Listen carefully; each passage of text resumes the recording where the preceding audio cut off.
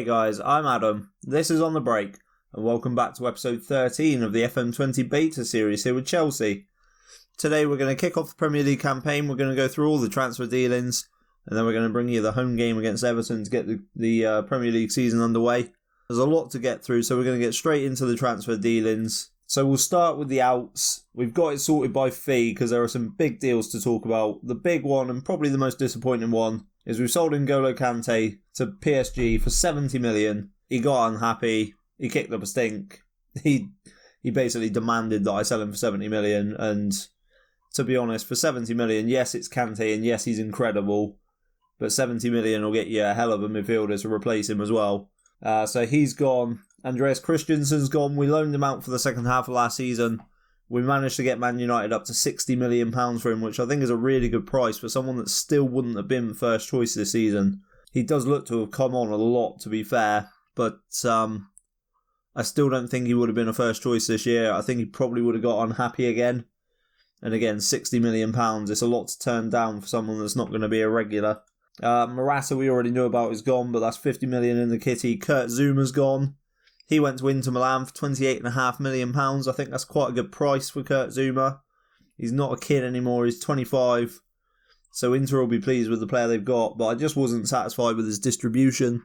We saw a few times, especially towards the back end of last season, he was sloppy in giving the ball away and just pumping it long when that's not the style that we're trying to play. So I wanted to bring in a couple of defenders that are a bit better with the ball, and shifting Kurt Zuma's allowed us to do that. And then we're kind of into a bunch of dead weight that's gone. Mario Pasalic never played a first team game for Chelsea, but we've managed to get 17 million for him. That's a really good deal. Baba Rahman we got 15 million for.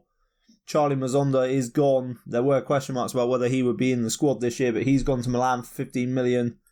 He's joined by Zappacosta for 14 million. And then Batshuayi, 7.5 million. He was really poor last year. Moses has gone. Danny Drinkwater's gone. Proper dead weight that was never going to get anywhere near our team. And to be honest, it's just wages off the bill. And then the most sad one of all, Teddy Milton's gone. He went to Man City. They were making offers for him that the, I guess it's our head of youth development, but someone was rejecting them, whoever's responsible for it.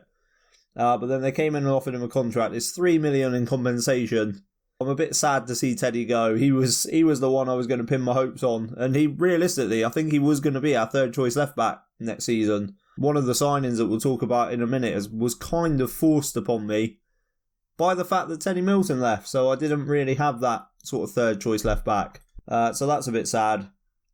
And then the only other one to really talk about is Lucas Bergstrom, who is nowhere near first team level.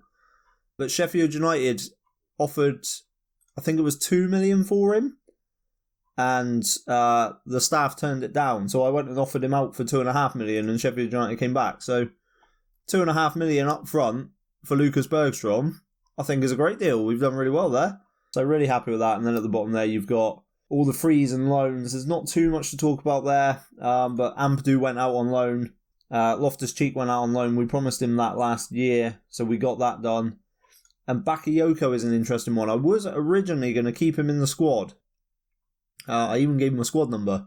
But we're having real problems with the registration rules. And he had to miss out because of that, unfortunately. So he's gone to Lazio for the season. And the other person to miss out, you can see there, Pedro is not registered for the Premier League squad. So offering him in that new 1-year deal was really worth doing. Somehow, and I don't know how this has happened, he hasn't kicked up a fuss about it. He hasn't complained that he's not in the squad. So I find that quite incredible. But that's the outs. That's all we really need to talk about there. The rest are just sort of youth players and stuff like that. But let's get into the exciting stuff. So we'll start from the top. We did the outs in price order. We'll do the ins in date order. Erling Haaland has finally joined. And he's got a long-term injury. I didn't notice until he joined. He's been out for a long time. Where do we find that? So he's damaged his Achilles tendon. And he's been out for 3 months already. It's going to be another couple of months, I think, probably until we see him. So, yeah, really disappointed with that. I wanted him to come in and make an impression straight away, and he's not going to be able to do that, which is a shame. But still, 2.5-star current ability, 4-star potential. He's going to still be really important for us. He's going to compete with Cavani and Abraham for that spot up front, plus a couple more that we'll talk about in a sec. But we won't see Erling Haaland for a little while, which is a shame, but I think we've got enough depth to cover that. And then next, another deal that you already know about, Douglas Costa joins, 4-star current ability, 4-star potential ability, world-class winger. He's probably going to play more for us on this right-hand side as the inverted winger or the inside forward, cutting in from that right-hand side, but he gives us a bit of flexibility in being natural on both wings. And a really strong option out wide, really pleased with that. Victor Fisher is another that you know about, and Jerome is another that you know about. We're not going to talk so much about them. The only thing I'll say with Victor Fisher is he is one of those that I think is an option up front. If we look at him as a complete forward, he's not perfect, but he could certainly do a job there. Worth £40 million now, which we paid, 15 for him? Yeah, 15 million. So we've done really well there. And then Jerome obviously came in, adds a bit of depth at centre-back. Gerard Deulofeu joins from Watford, £23.5 million. I wanted one more player that could play both wings and play up front. And I think, again, he does that quite well. He's not the big all-round striker that maybe an Erling Haaland is, but it's not his natural role. But to fill in up there, I think he'll do a fine job. And if we wanted to, we could always switch it up. We could play him as a false 9. There are options with him. But I don't think it's a bad price or a bad contract, 90 grand a week, for a 3-star squad player who's going to offer us depth all through the front three. So really pleased with that. Edinson Cavani then joins on a free. We know about that. Matuidi joins on a free. Another deal that we were aware of. We said in the last episode that a backup goalkeeper was a matter of urgency, and we've got one in Mike Magnan. 2.5-star current ability, 3-star potential. Really solid, 25 years old. He's actually not the sort of goalkeeper I wanted to go and sign. I wanted another Caballero. I wanted just a free agent that would come in and sit on 10 grand a week and never get used.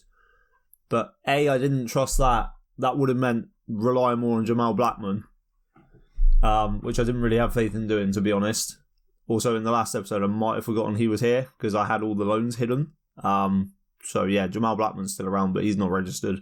So I wanted someone a bit stronger than that, which Magnan is. But also, I didn't want to go and sign a 35-year-old goalkeeper because that would have annoyed the board because of the club vision of not signing players over 30.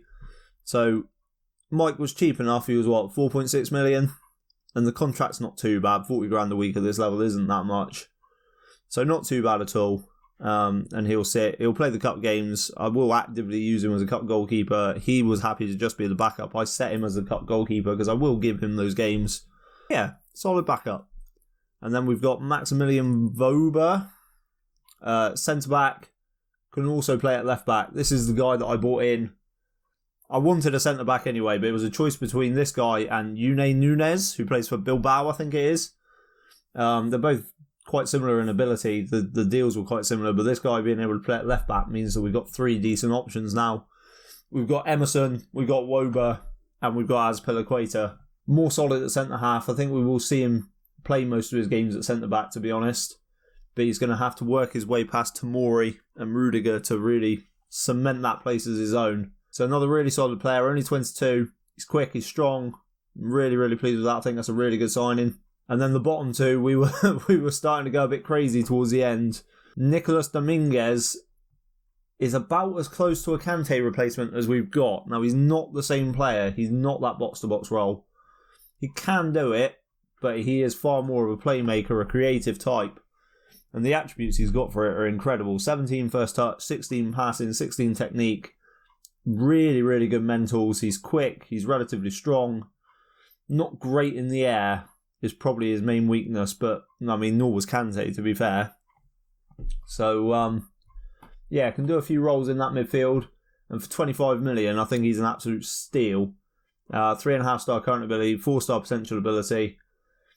And him as that deep liar allows Matuidi to come into the team as the box-to-box player. So Dominguez really competition for Kovacic. And then Jorginho, Mason Mount can do that box-to-box role as well to compete with Matuidi. So I do worry that we've maybe lost a touch of quality in the middle. But I think that this guy's an excellent addition, and hopefully he'll hit the ground running and play really well. And then finally, we did a deadline day deal. We panicked a little bit. I'll show you the transfer budget in a minute. But we were basically sat with money to burn. So we went and signed Bruno Fernandes for 70 million. Natural as a Mazzala, we're going to use him as the number 10. He comes in to compete with Mason Mount. I mean, admittedly, he's going to start the season as first choice. Mason Mount will still get his games because he was really, really good last year. But Bruno Fernandes is just a cut above. I don't see Ross Barkley getting a huge amount of game time now, if I'm honest. Unless he can really force his way in as that deep line playmaker. But, I mean, Bruno Fernandes, we know all about him. Absolutely incredible player. A really potent goal-scoring threat. 51 goals in 95 games for Sporting is really, really impressive. So hopefully he'll come in and just add a bit of star quality in behind the striker, which is something I think we possibly lacked at times last season. Mason Mount in his first season was a bit hot and cold. Ross Barkley, I never really trusted to get the job done. So that is the transfer dealings. I'm just going to get the lineup sorted a sec for the first game of the season at home to Everton, and then we'll talk through it. Right, so that's looking better then. So team for the first game of the season at home to Everton is Kepa in goal. Back four of Azpilicueta, Tomori, Rudiger and Emerson, with Kovacic and Matuidi in midfield, and Douglas Costa, Bruno Fernandes and Hudson-Odoi in behind Abraham up front. New signings, Woba, Ongwene, Dominguez, Fisher, Deulofeu and Cavani all on the bench. Mason Mount is the only player that was here last season that sits on the bench. So Everton lining up in the 4-2-3-1. A few players there making their debuts. Augustinson at left back, Komar at centre back, never heard of him. And then Vlap, another player that I'm not aware of. All making their debuts for Everton today. Obviously, we've got three of our own, and then 6 more on the bench, ready to take their chance. We're going to passionately tell them that we're favourites for a reason. I think it's really important that we start the season strongly. We are sticking with that shorter style of play. We've got a highlight within the first minute. We steal in with Azpilicueta down the right hand side, and Bruno Fernandes back out to Azpilicueta, plays it into Kovacic, takes on 2, shoots just wide. Disappointing there from Kovacic. I think it's important to get off to a win. We are sticking with the more possession-based system. We have gone back to the shorter passing. We are going to try and break teams down. I think it's an important way to go this season. As we get another highlight now, 10 minutes in, with Augustinson taking the throw-in for Everton, but Abraham steals in, and Douglas Costa, that is an awful effort. I keep wanting to say Diego Costa, because I'm seeing D Costa in a Chelsea shirt. If at any point I say Diego Costa, please rip into me in the comments down below, as Tomori gets us back underway, and it's in the middle now with Kovacic, given a bit of licence to run at Everton there, and Hudson-Odoi goes past Coleman like he's not there. And the shot just hits the side netting, unfortunately. Not doing too badly so far. Dominant on the ball. We've had a lot of shots, but no really good chances yet. As we're coming down the right-hand side again, with Douglas Costa and Azpilicueta working nicely. It goes back to Tomori. And Rudiger uses Hudson-Odoi on the left-hand side. Back into Kovacic. Matuidi in a bit of space. Uses Douglas Costa, and we're attacking quite narrow again. Azpilicueta does take it back out wide, and it's back into Douglas Costa. But his cross is headed away by Coleman, and Kovacic puts it into the top corner. We do go 1-0 up. And it's a really smart finish from Kovacic. We'll see it in 3D. We're a bit hesitant to get the ball into the box. As Azpilicueta goes to Douglas Costa, his cross is too deep and Coleman heads away. But it only comes out as far as Kovacic, who rifles it past... I assume it's not Pickford. No, it is Pickford. They just changed his squad number. Augustinson puts the free kick in now for Everton, and Keane heads just wide. So, 5 minutes before the break, Kovacic turns and goes back to Kepa, who uses Tomori. We're building from the back again. We like to see it. And Kovacic has been in the middle of everything so far, but he's dispossessed by Vlap, and Iwobi now gets the chance to run at us. Hudson-Odoi puts a tackle in, but Everton do retain the ball. And now Michael Keane goes all the way back to Pickford. And the clearance is rushed. Azpilicueta's got time to head down to Matuidi, who releases Douglas Costa. He's in on goal. And he gets the goal on his debut to make it 2-0. Assist by Matuidi. The new boys combining. And that's another really well taken goal. Matuidi with the ball down the channel for Douglas Costa, who skins the left back alive. And despite the rash attempt at a challenge, Douglas Costa just slots it in the bottom corner. Keeper's got no chance. And we are looking very, very good. We get another highlight straight from the kickoff, and Everton are really struggling in possession. They're rushing everything. They do win it back, though, through Augustinsson. But again, they're playing risky balls around the back, and we're doing a decent job of closing them down, putting pressure on. Iwobi now coming at us. Goes back to Coleman, and then into Michael Keane. Ball over the top for Moise Keane, and it's a decent take, to be fair, but the shot's poor. Half time then, and we're going 2-0 up. It's been really comfortable so far. Hopefully we can keep this going. We're going to tell them not to get complacent. Douglas Costa doesn't like that. We'll try and cheer him up. There we go, he's fired up. So in terms of changes, we've not seen a lot from Tammy Abraham. We're going to get Cavani on for his debut. But I think we're going to leave it at just the one change for now. Don't want to upset the balance too much. Abraham a bit unlucky. He didn't get a lot of chances in that one. But chance to see what Cavani can do for us. As Bruno Fernandes puts the free kick in now, it heads to the back post to Tomori. It's just over Cavani. But Tomori heads wide. And Pickford now with the goal kick looking for Augustinsson. But as Piliqueta's there, and we do win the ball back with Tomori's header. And building again from the back. They're putting a bit of pressure on us, but we go out to Azpilicueta. And Douglas Costa's off again. He's absolutely rapid and he'll take men on for days. It's a great run. Pulls it back. Cavani's not quite there, but we get a second bite of the cherry. That's Piliqueta over to Hudson-Odoi, and what a strike that is. Absolutely proving why we were right to keep him in the lineup. That is an unbelievable finish. It's a great run from Douglas Costa. The clearance is poor. And as Piliqueta's got time to put the ball over with his left foot, and Hudson-Odoi on the volley. That's just an unbelievable finish. He's got no right to take that on the volley. But he does so, and it's a wonderful finish. We're coming up for 70 minutes, so we're going to make a couple of changes. Bruno Fernandes has been a little bit quiet, it's got to be said. So Mason Mount's going to come on. And then I feel like we should give someone else their debut. Who else can we bring on? I want to see a little bit from Dominguez, I think. So Kovacic, he's had an awesome game, but he can sit out the last 20 minutes, have a bit of a rest. Mount takes the free kick. Dominguez nearly gets there. And Rudiger collects the loose ball, goes back to Emerson. Matuidi and Tomori working it nicely. Mount puts it through to Hudson-Odoi, who gets his second and our fourth. And we're absolutely rampant here today on the opening day. Looking really, really strong. And maybe what I said about us maybe not having the strongest starting 11 as last season is going to prove to be incorrect, as it's another really smart finish from Hudson-Odoi. And on this showing, I think we could be right up there this season. We've looked excellent. And as Piliqueta's gone off injured. Fantastic. So we're going to go with Matuidi at left back, because why not? It's only 3 minutes. We'll be alright. So there we are then, a really, really convincing win. We go top of the league. Just finish it now, guys. Just call the season now. That'll do. But we are very pleased with that. Azpilicueta out for 3 to 5 weeks. Not ideal.